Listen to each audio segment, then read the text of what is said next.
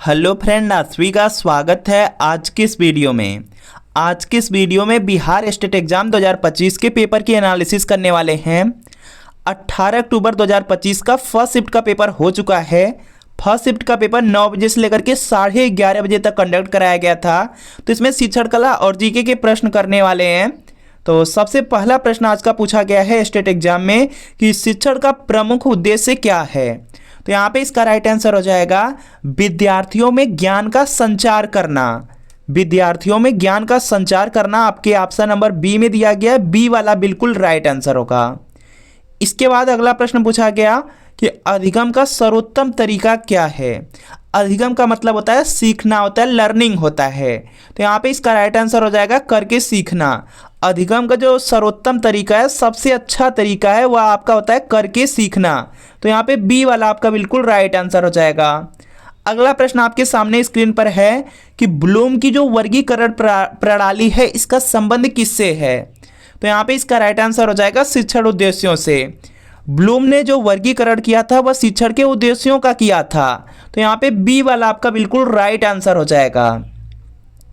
अगला प्रश्न है कि प्रेरणा किसे कहते हैं। तो यहाँ पे इसका राइट आंसर हो जाएगा जो सीखने की रुचि जगाना होता है उसी को प्रेरणा कहते हैं। जो आपका मोटिवेशन होता है, मोटिवेशन ही आपका प्रेरणा है। तो यहाँ पे क्या है, आपका ऑप्शन नंबर ए वाला बिल्कुल राइट आंसर हो जाएगा। आपको कोई मोटिवेशन मिल जाता है तो जो आपकी सीखने की दर होती है वह तेज हो जाती है। कोई कार्य करने की गति होती है वह तेज हो जाती है अगर आपको मोटिवेशन मिल जाता है। तो यहाँ पे क्या होगा, ये वाला आपका राइट आंसर होगा। पाठ योजना का मुख्य उद्देश्य क्या है। तो यहाँ पे इसका राइट आंसर हो जाएगा शिक्षण को व्यवस्थित करना होता है। जो आप लोग लेसन प्लान बना करके पढ़ाते हैं या जो लेसन प्लान होता है उसका यहाँ पे जो मुख्य उद्देश्य होता है वह होता है जो आपका शिक्षण है, जो कुछ आप पढ़ाएंगे उसको क्या करेंगे, व्यवस्थित बनाना रहता है। तो यहाँ पे बी वाला आपका राइट आंसर हो जाएगा। अगला प्रश्न है कि बालक का विकास किस प्रकार होता है। बालक का जो विकास है वह देखेंगे क्रमिक रूप से होता है। क्रमिक रूप दिया गया है बी वाले में, तो बी वाला आपका राइट आंसर हो जाएगा। इसके बाद देखेंगे नेक्स्ट है कि सुगम शिक्षण के लिए शिक्षक को क्या करना चाहिए। सुगम शिक्षण दिया गया है तो यहाँ पे इसका राइट आंसर हो जाएगा कि विद्यार्थियों की मानसिकता अवस्था को समझना चाहिए। बी वाला बिल्कुल यहाँ पे राइट आंसर होगा। इसके बाद देखेंगे नेक्स्ट है कि अनुशासन का सर्वश्रेष्ठ रूप कौन सा है। अनुशासन का सर्वश्रेष्ठ रूप यहाँ पे हो जाएगा आपका आत्म अनुशासन है। आपका ऑप्शन नंबर जो बी वाला दिया गया है यह बिल्कुल राइट आंसर होगा। इसके बाद देखेंगे नेक्स्ट है कि शिक्षण के 3 घटक कौन से हैं। शिक्षण के जो 3 घटक हैं उसमें शिक्षक आ जाते हैं, विद्यार्थी आ जाते हैं और विषय वस्तु आती है। तो यहाँ पर आपका ऑप्शन नंबर जो ए वाला दिया गया यह बिल्कुल राइट आंसर होगा। इसमें कौन कौन से आएंगे, शिक्षक आ जाएंगे, छात्र या विद्यार्थी आ जाएंगे और विषय वस्तु आएगी। यह शिक्षण के 3 घटक हैं। तो यहाँ पे ए वाला आपका राइट आंसर है। अगला प्रश्न है कि शिक्षण के कितने प्रकार माने गए हैं। तो यहाँ पे इसका राइट आंसर हो जाएगा शिक्षण के यहाँ पे 3 प्रकार माने गए हैं। 3 देखेंगे तो आपके ऑप्शन नंबर बी में दिया गया, बी वाला आपका राइट आंसर है। अगला प्रश्न आपके एग्जाम में पूछा गया कि अधिगम को प्रभावित करने वाला प्रमुख कारक कौन सा है। तो यहाँ पे इसका राइट आंसर आपका हो जाएगा जो शिक्षक की आयु है। अधिगम को प्रभावित करने वाला जो प्रमुख कारक है वह होता है शिक्षक की आयु। तो यहाँ पे आपका ऑप्शन नंबर जो बी वाला दिया गया है यह बिल्कुल यहाँ पे राइट आंसर होगा। इसके बाद देखेंगे नेक्स्ट है कि शिक्षण विधियों में प्रयोगात्मक विधि किस विषय के लिए उपयुक्त है। तो यहाँ पे इसका राइट आंसर हो जाएगा विज्ञान हो जाएगा। शिक्षण विधियों में जो प्रयोगात्मक विधि है यह आपका विज्ञान के लिए बिल्कुल उपयुक्त है। तो बी वाला आपका राइट आंसर होगा। प्रभावी शिक्षक की सबसे बड़ी विशेषता क्या है। तो यहाँ पर देखेंगे इसका राइट आंसर हो जाएगा धैर्य और सहानुभूति हो जाएगा। बी वाला बिल्कुल राइट आंसर है।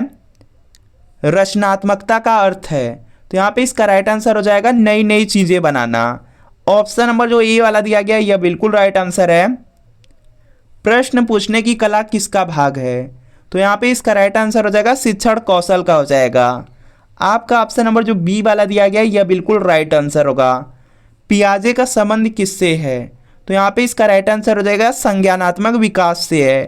पियाजे का जो संबंध है वह संज्ञानात्मक विकास से है। तो बी वाला राइट आंसर होगा। सीखना आजीवन प्रक्रिया या कथन किसका है।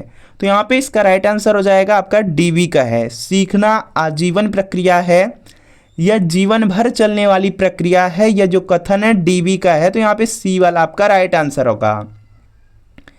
सीखने में जो पुनर्बलन है इसकी क्या भूमिका है?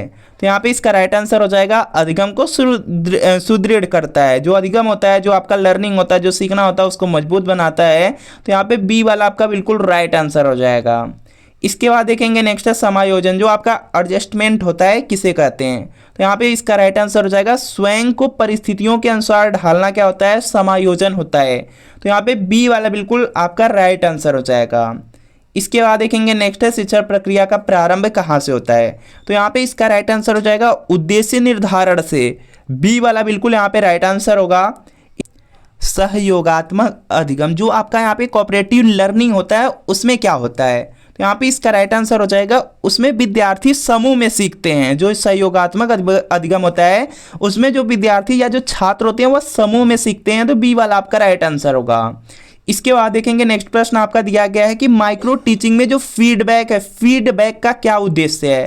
तो यहाँ पे इसका राइट आंसर हो जाएगा शिक्षण दोष सुधारना। जो आपका शिक्षण है, शिक्षण में जो दोष होते हैं उसको सुधारने के लिए फीडबैक दिया जाता है।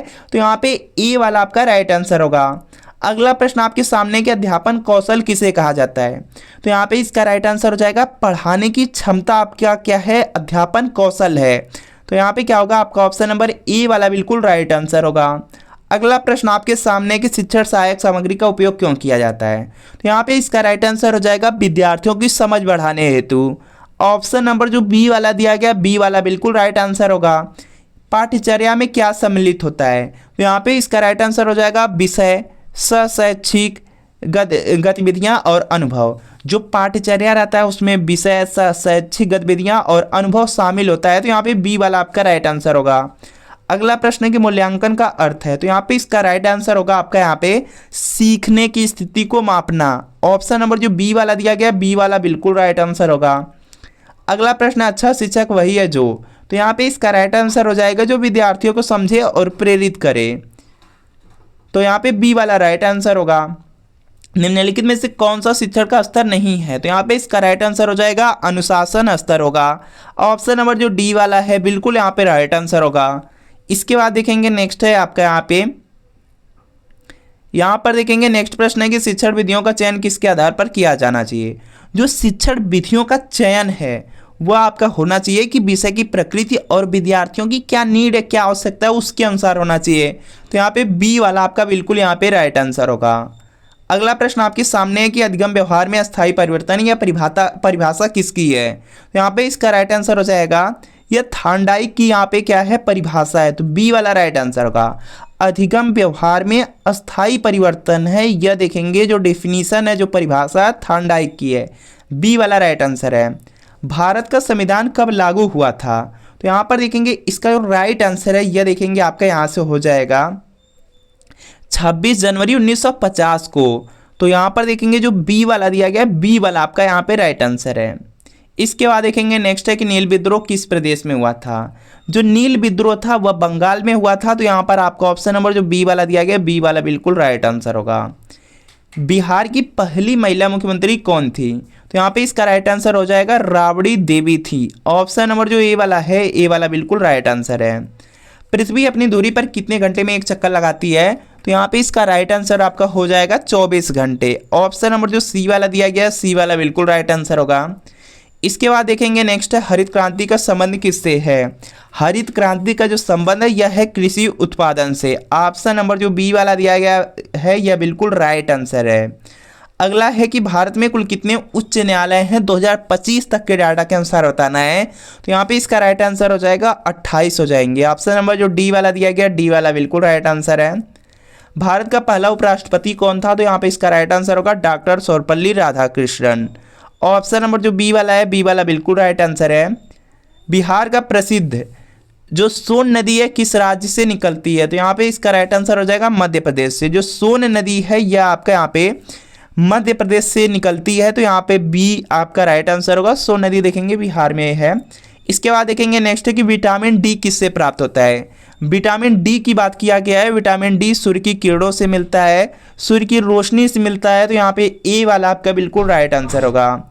चंपारण सत्याग्रह का नेतृत्व महात्मा गांधी ने किस वर्ष किया था? तो यहाँ पे इसका राइट आंसर हो जाएगा 1917 में। ऑप्शन नंबर सी वाला बिल्कुल राइट आंसर होगा। चंपारण सत्याग्रह का जो नेतृत्व है वह महात्मा गांधी ने 1917 में किया था। तो सी वाला आपका यहाँ पे राइट आंसर हो जाएगा।